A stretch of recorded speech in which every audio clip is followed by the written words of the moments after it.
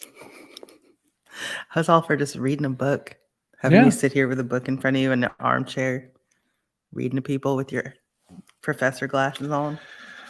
Well, I do have right handy a field guide to the hidden world of everyday design by Roman Mars. That sounds like a page turner. He had a podcast called 99% Invisible or something. And it's about everyday things that you see, like the gargoyles. Those are gargoyles with little check mark boxes. Oh.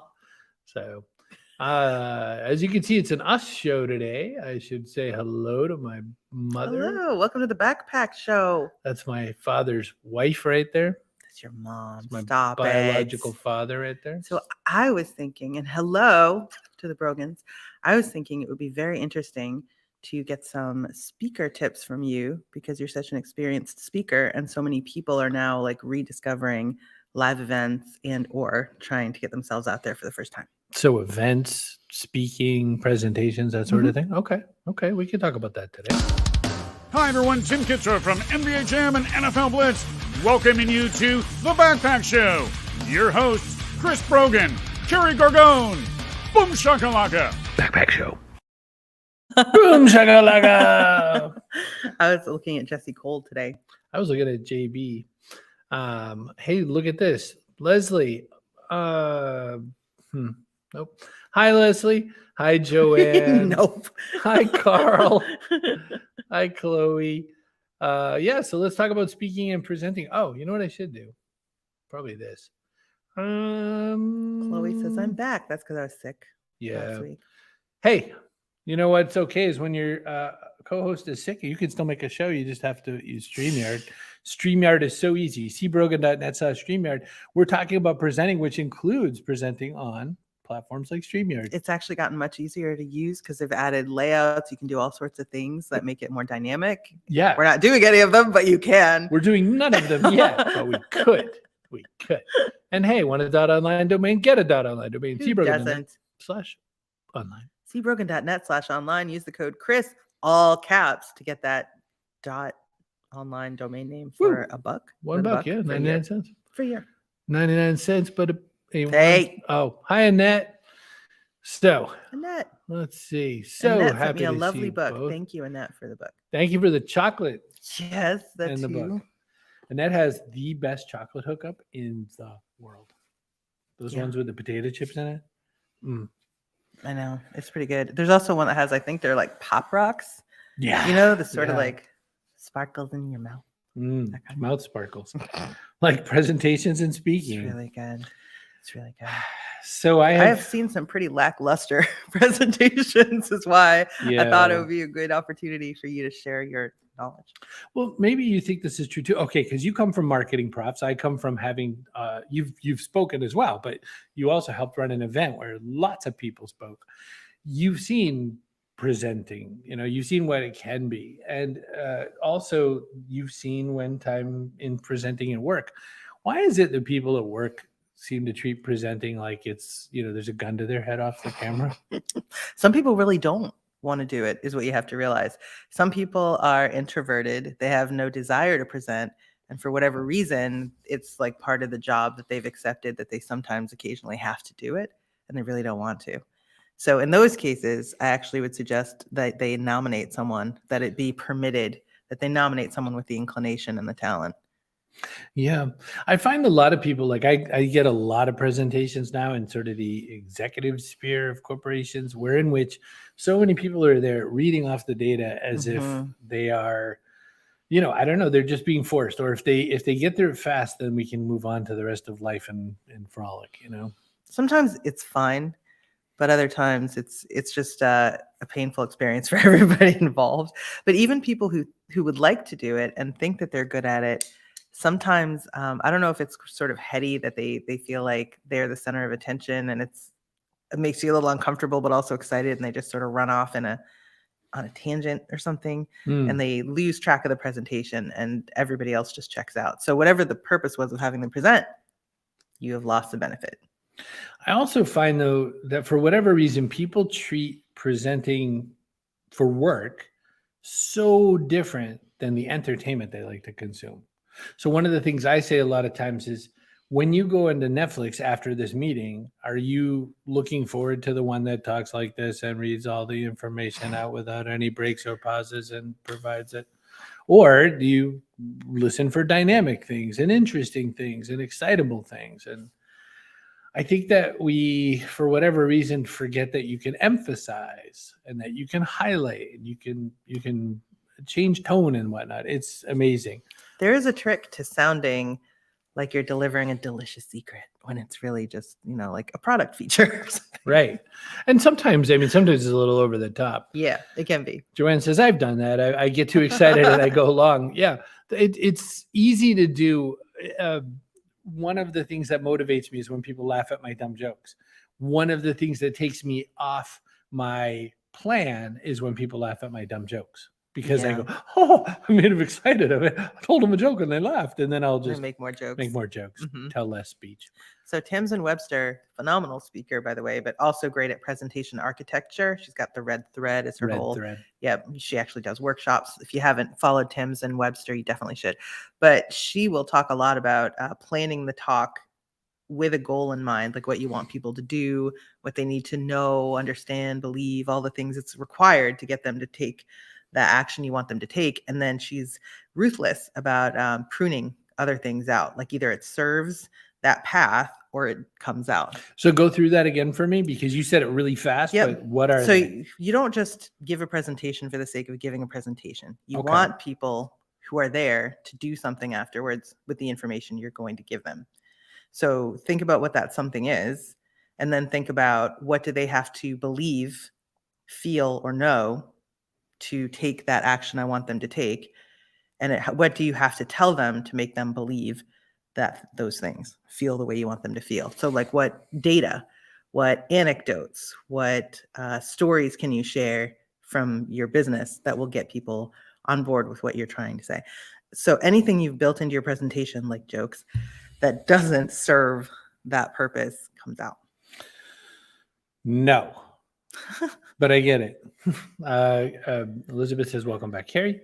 And then, it depends on the purpose of your presentation. Sometimes if Right. you're like a morning keynote, then a hefty dose of inspiration and fun is required. Same for a closing keynote. But if you're like a breakout session on LinkedIn ads, it's a whole different thing. Annette says, I'm an introvert. Yet in my career, I've gotten fired up about what's possible. It gets me up on stage in front of hundreds. Now I even get up at a South by Southwest session to fire up people about connections. Enthusiasm can take you a long way past your own personal aversion to speaking. Victor Borgia used his voice to punctuate his sentences. Borgia or Borg? I don't know. Borga? Victor Borga? Carrie, great summary of the red thread. Victor now I have to watch afterwards. I've always said Victor Borgia. I remember the ads first off, like on TV when I was little. Yeah. My dad would show me clips, or it would be in like the Johnny Carson show or something. He would come on and like play music upside down or whatever. So I think we have some different philosophies about speaking, but part of it is because when I present, it's about law, like legal aspects of marketing. Like there's actual stuff I need you to know, or you're going to go and get sued. Well, but let me ask you this. Does the content dictate the style? Because, no. You could tell law jokes. It's a lot of fun. Yeah. When I present about it, it's a lot of fun. So I think, yes, you have a different subject matter, but, and you have a different audience insofar as the people there are hoping, they're lay people hoping to learn law things, right? That's a challenge really, because you're trying to help diffuse that fear that normal people have over law. It depends how much, so I'm just trying to get people to the point where they will know when they need to run something by legal. That's really it. And that's a pretty low threshold. It's just like sorting, like, hey, this is probably okay. This might not be. I had to check with someone. That's it. I'm not trying to get you to practice law from your desk. So that the threshold is low. So I was helping is overstating my being anywhere, but I was intending to help some people make a presentation that's coming up in a couple of weeks at the big company event that we go to every year called Team. I go to every year called Team. Yeah, we plebes don't go. I'll be with the rest of the Morlocks underground. That's right. Working. Keep working on that big wheel. So in the presentation, we had a client of ours who uses our products, and we were doing that thing where the client says cool things about what they do, and we kind of augment that, and we just sort of mumble the product name in there, and we're trying to promote our product, but do it in a way that sort of entertains. And one of the things that when I listened through the presentation and I got to the part where I was allowed to add some feedback, I said, you did the same intro and agenda that every panel in the whole conference will have. I said, but you have a guy here who launches satellites into space.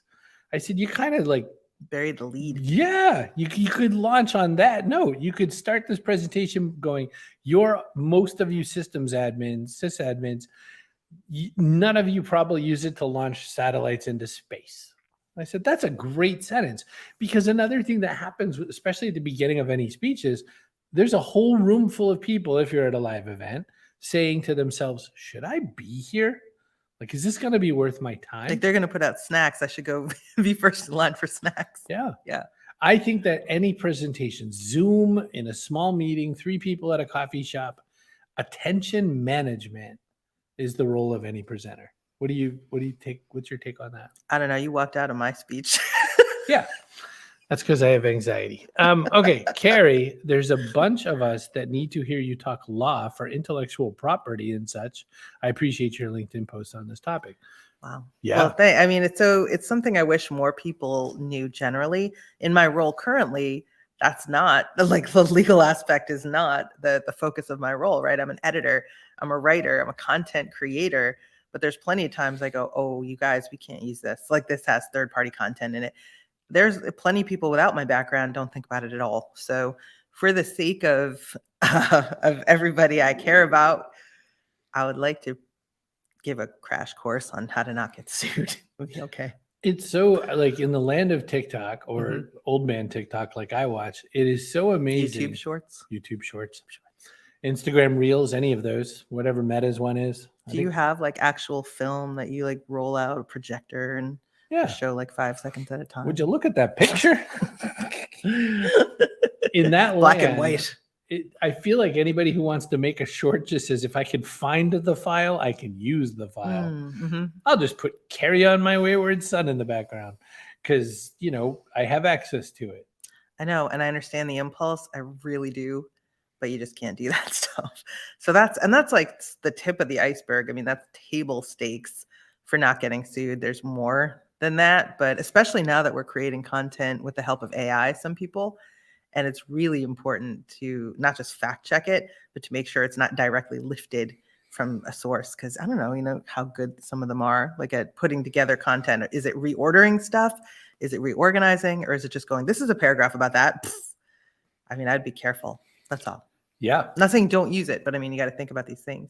Definitely. But presenting on law presents a unique challenge because the people who show up, they're already like, they don't know what they're in for, but they feel like it's almost like court ordered. Like they feel like they have to know the stuff, but they kind of don't want to be here. They don't want to do it. So yeah, you have to overcome their own like hesitation to sit there. So Ed says, Ed works with us, by the way, and I've seen his ITSM demo and I enjoy it a great deal. I have a lunch and learn presentation on ITSM at Team 23. I'm so excited. Do you try to create a memory palace and try to remember key points? Now, if you mean from the presenting side, that sounds pretty important. I practice until I don't have to recite it. I practice until it's part of my memory, kind of like my not my working memory, the stuff that you forget 2 seconds later, but really entrenched so I can talk about it without any difficulty. So that's practice. I do something similar. I write the key points down and never practice, and I just look at them right as I'm ready to talk. So no, I practice is always better. But Ed, I don't know if you're asking the question, how do you remember what you're presenting, or how do you help the other person remember? Because you can create content that helps people remember. You could say things. Look, here's the best horrible example if you are a parent. Dora. How many times did Dora say the bridge, the forest, the mountain? We're going to go, remember, to the bridge, the forest, the mountain. Do you know where we're going next? Right. Do you? Do you? That's right. Always that's right. Never. No, dumbass. Right. You've got that so wrong. You're But even yes. paying attention. It is, yeah, repetition at key points, but also the way you make people feel has a lot to do with whether or not they remember what you've said. Right. If they feel nothing, they remember nothing. Right. Well, so for example, IT service management, internet technology service management, what that is all the kind of stuff around like trouble tickets and all that. It's like, super not interesting except for the people that do it, right? It's no one's like, I can't wait for a better trouble ticketing system. But what Ed can say is, look, everyone's always wanted this and now it's here. You could just go into Slack and say, this stupid thing doesn't work and hit send, and a ticket will be generated without you having to do anything. Mm-hmm. And if you're the engineer, you could say, well, how doesn't it work, dumbass? And Slack that, and it'll go into the ticket. Or you can have an automatic response. It's like, I hear you saying it doesn't work. Have you tried this, and this? Right. Yes. Before you start a ticket. Right. Before the person has to get involved. Very, very good. Mm-hmm. But I guess what I'm saying is for Ed's demo, or for anyone talking about something, what you really want to do is land the most emotionally interesting point for the people that are going to be there. So if you say, remember how we've always talked about, wouldn't it be cool if we could use Slack to just enter a ticket? Now you could use Slack to run the whole ticket, or Microsoft Teams. I know some of you have been forced to use that product. So it's that, but you're coming back to a really key point, which is knowing the people who are going to be there. And I don't ever call them my audience or even like your audience. They're no one's audience. They're people who've elected to be there and give you their attention, and you better make it worthwhile. But I think about who's sitting there, what they're hoping to achieve, why they came to this event in the first place. If I can, I go early. I don't just like fly in and do my thing and leave. I go early and mingle a little bit. And not only does it give you sometimes some good stories to work into your presentation, but also gives you some perspective on why they came in the first place. If you talk to people. For sure. Yeah. For sure. If that's your thing, talking to people. Talking with people. Well, even if you're an introvert, it really does help. Mm-hmm. I mean, the worst experience like that happened to me was I misunderstood the community that I was getting ready to speak to. And I had set up my whole presentation thinking there was a different group of people in that audience. Oh. And then I found out about a half an hour before my presentation, which had slides that all used points and examples from another industry. Oh, no. Yeah. So you were like, never mind the slides. Forget the slides. Unplugged. And I did that, and that worked. And then I got very nice marks. I was very pleased. But you can only do that if you have super domain knowledge about something. Well, yeah. I mean, that should tell you that when you decide what you're going to speak about, it ought to be something about which you have passion and domain knowledge. Otherwise, it's going to be an exercise in, research. It's going to feel terrible. That's why some of the people who are asked to present at work that maybe it's not their thing. Right. Maybe they don't knock it out of the park. What about those meetings at work where you just have to convince a group of people to do something? I mean, you've been in a bunch of those kinds of meetings lately. What works best? What doesn't work best from your perspective on that? Listening. So it's very rarely the case that they're going to be like, Kerry, we don't know what to do. Tell us and present. It's more like you go to a meeting and everyone's got something they really want said. And until they say it, they're not going to focus on your point of view at all. So I just wait and they say the thing. And then I'm like, I hear you're saying this and you're frustrated about this. I'm also frustrated about this. I wonder if maybe blah. And I always try to sound a little less sure about it than I am. Because I find people a little more persuaded if you sound a little less sure. As a woman, not as a man. Sorry, but it's the way it is. Don't love it. It's just how it is. That's interesting. Mm-hmm. Your idea, the part of that I'm going to talk about is the part where you said about you sound a little less sure. I also do that. I call it the Betty Crocker method because I want them to add the 2 eggs in the cup of milk. Because if they add the 2 eggs in the cup of milk, they bake the cake. They're bought in. Yep, it's their cake. That's why even if I know exactly how I want things to turn out, I'm not showing up with a deck of slides. I'm showing up with a whiteboard and a marker. I'm like, oh, that's interesting. Write that down. And it's exactly what I was hoping we would say. Yeah, you'd land on your point. Yeah. Steve Brogan from Las Vegas. I think Oh, it he is. seems like a smart gentleman. Nice guy. Mhm. Virtual chat works well with prompts and suggestions for my solar panel system, probably AI based. So you talk to your solar panels, or do you mean when you have like customer support needs for them? Hello, solar panels. I like to talk to my dryer. You look hot. You're sexually harassing your solar panels. That just sort of makes me So think weird. of the Smothers Brothers. They were making fun of this song from a very old musical called Paint Your Wagon. I talk to the trees, but they never listen to me. And so Tommy Smothers stops the song. He goes, "Wait a minute, you talk to the trees? Hello, trees." He goes, "We can just keep going with that. Hello, stage. Remember when you used to be a tree?" Oh, So, ouch. But I think the key to any good presentation is to listen first. And like you're not doing it from the stage normally. Some people do. They do like the stage interaction thing. But before you ever get on that stage, before you design your presentation, you had better do a lot of listening. how many people have So- ever been in a presentation there where they feel like the stage interaction thing is kind of forced? It is a little twee. It can be. Hey, ever think to yourself, why the hell am I here anyway? Am I right? And like everyone's like, yeah, I'm thinking it right now. Dad just asked me the question of, don't your solar panels talk to you? Well, what's weird is they do, but I don't even have them. You both need to talk to someone, probably That's true. not solar panel. Someone with a notebook Someone with a notebook. and a couch. But so work is a different situation. When you're presenting at work, it's because you've got something very specific that you need to have happen, and it's going to affect your life like every day. Yeah. When I think about events I'm going to present at, I'm very selective. I've presented at way fewer than you. I get paid way less than you to do it. When I go, it's because it's a place I want to go to, or the organizers are people that I know and really like, or the attendees are people that I'm interested in talking with. What's interesting about the three choices you just told me are none of them were the content of the event. Is that because you don't care about the I don't content? care. Here's my feeling on it. If someone asks me to speak at their event about law, as it relates to marketing, let's say, I'm going to presume that the content of the conference at large is relevant to that topic. It is not my job to organize their event. It is my job to do my part and to decide whether or not I want to be part of the event. And that has how they are with me has a big role to play in that too. Like if they're kind of jerks or whatever, I'll be put off. But anyhow, I'm very selective. Mm-hmm. I see. That's all. On the speaking side. On the speaking side. Yeah. On the attendee side, I go to almost nothing. I went to the B2B forum and spoke at it last year as a last minute like fill-in. The Marketing Profs B2B forum, phenomenal event.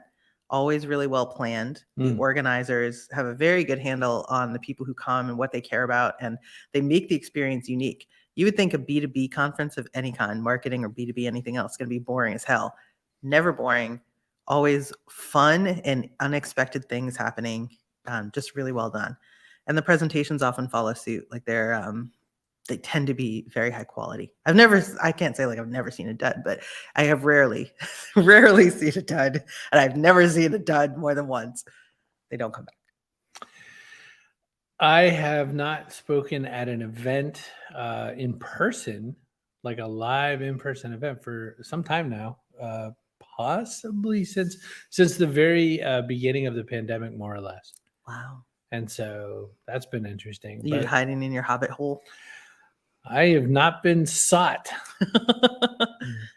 I'm an old man talking to my solar panels. No, you can't say that really. It's because you're not, now you're an executive. You have a job, you're chief of staff. It keeps you occupied. Not only are you not actively looking for speaking engagements, you're not doing any, and kind of like those things go hand in hand, I think, in keeping you, you're kind of taking yourself out of the market. Just one person's opinion. Like I'm not either, because I don't have time to look for stuff. But there is a difference between in-person and online speaking sessions in terms of, from the speaker side at least, while you're presenting, you have to remember to keep your energy up because you are not getting any energy from the people. There's no room. There's no people in the room. You can't draw energy off them laughing at your jokes or something. You have to bring yourself up and stay up. It's you and a lens. I do have dirty tricks. I sometimes like to go, oh, didn't mean to show you that slide. Because then everybody who was like multitasking in another screen will Pays come back. attention. Mhm.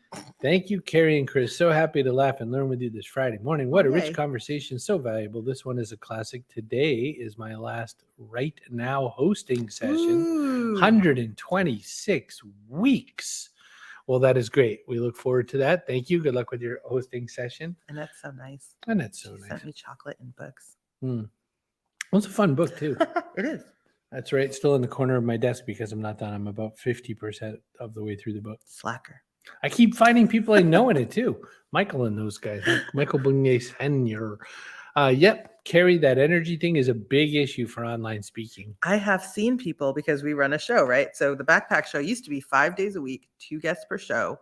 I have seen people incredibly engaging in the green room for 15 to 20 minutes, right up until we hit live. And then it's like somebody let the air out of them. Yep. And we did not think to tell them, keep your energy up, because they were so good and engaging and dynamic. Then we hit live and they're like, it just all goes away. I don't know what happens. It's like we used it up. Yep. I used to say that after kindergarten, I'd get home and I would be really grumpy. And the teachers would say to my mom, he's such a sweet gentleman at school. But mom was like, are you sure you have the right kid? And they said, yep. And she asked me about it. I said, well, I guess I used up all my goodness at school. So I could see that. Like you kind of let your hair down at home. yeah. You don't have to be super nice at home, do you? Turns out, I guess, yes. But So before I went to kindergarten, I went to the eye doctor and had to get an eye patch because I had a lazy eye. all right. My parents sent me to kindergarten with an eye patch on because I had to wear it 6 hours a day. And they were like, no, let's not do that at home. Let's send her to school. So kindergarten for me, highlight of my school career. Okay. So this is a good question. Do you watch recordings of your presentations after the event? Yeah, I hate it. I hate it, but I do it. I have rewatched my World Domination Summit speech maybe 30 times. It hurts, right? Every time. No, I love it every single You time. would. I am so into myself. I hate watching. I love it. All I think is either I should have added more jokes there or more often and more accurate. I should have not said as many jokes there. I have never regretted not saying a thing. Like all the things you have in your head to say for your presentation, and you're like, oh no, I forgot. Nobody cares. It does not negatively affect your presentation. Where I feel like I have messed up or not presented as effectively as I could have has always been adding something. Because it like muddied the waters, took the focus off where I was trying to go. And just because in the moment it seemed like an interesting thing to add, I had my presentation structured. I should have stuck with it. Well, to Dean's point, Dean's, going, I can't do that. And all I can tell you is that is where I learn a lot. I will learn. One thing I learned is that I pace kind of like a jaguar. Like I just, and I was learning that like, I can't remember if it was Tamsin or if it was Michael and Amy Port who had said to me, well, to people, motion should follow the points. And I was like, I had never thought of that. Now, Michael used to be an actor. I think Amy also acted, but Michael was like on like Law and Order and whatever. I think at some point, if you live in New York, you were required to be on Law and Order. They come around knocking on doors. Yeah. Quick, we need a bartender. She was here one time. Nice lady. Got here at 7:35 p.m. on Saturday. Ordered a Cosmopolitan. Guy with her didn't seem too happy though. That's right. So the thing about the movement was I learned after watching videos of myself pacing like a leopard, I realized, I see what they're saying. What they're saying is I should come over to the side of the stage and say, this should be memorable. And then I come to the other side of the stage and I'll say, you follow what I'm saying here. And, really just deliver. You use your motion as part of the emphasis and the cadence. You should watch Jay Baer for that. I think you're like a marketing circuit speaker. He's very intentional. His blocking is very intentional. I wish I can't remember. I just had somebody say to me, I have trouble keeping it all in my head. And I get that. That to me would be hard, blocking my movement. Except now that I've said, if you make your main point each time you move, I was like, oh. Comedians do it. Well, the good ones. The good ones. Mm-hmm. I've benefited from having a good friend watch the video and tell me what bothers them. Well, that's funny. I often don't see or hear everything. I Yeah, don't know if I would. it's hard. Couple reasons. One is they're not your audience. I don't like to call people my audience, but whatever. They're not the ones sitting there. They're not the target. Right. And so something might be great for the people you're presenting to. They might find it charming or, amusing or eccentric or whatever. And your friend might just find it annoying because they know you and they see you all the time and they don't like it. Who knows? But watching it yourself, hard as it is, I feel like the best way to grow. You don't have to do it forever. That'd be like beating yourself with a pain stick. But just do it until you feel as though you've kind of overcome the worst crutches or the worst habits, and then screw it, let it go.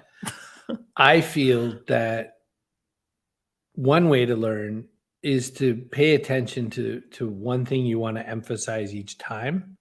And that way you can sort of try to build some muscle memory into it. One thing I'm on a crusade against this concept I call peanut butter. Peanut butter is when you talk in a lot of words in a very similar tone. It's usually a little bit quieter until you're smoothed out all the audio.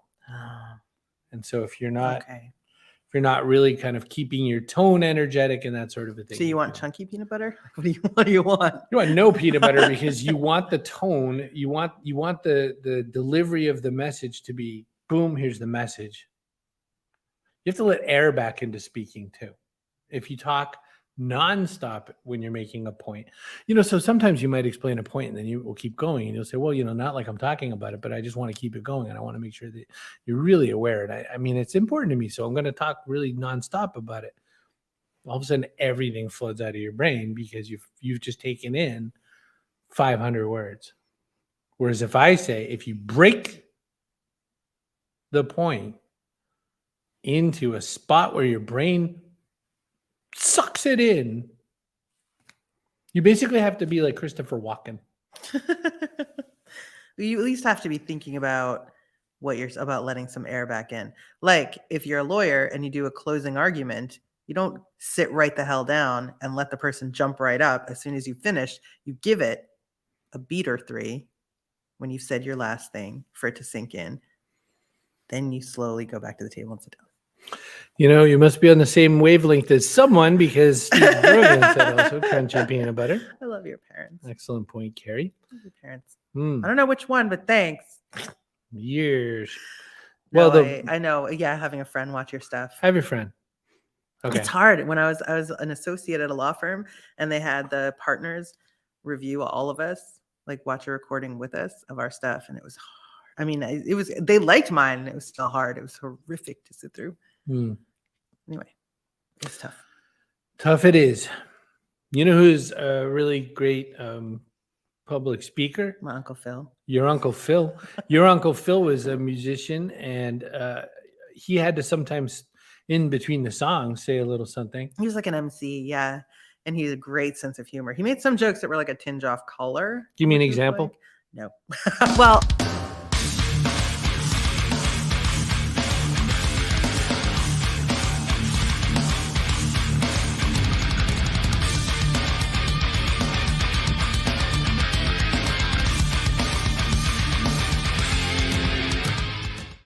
and I was like, never tell that.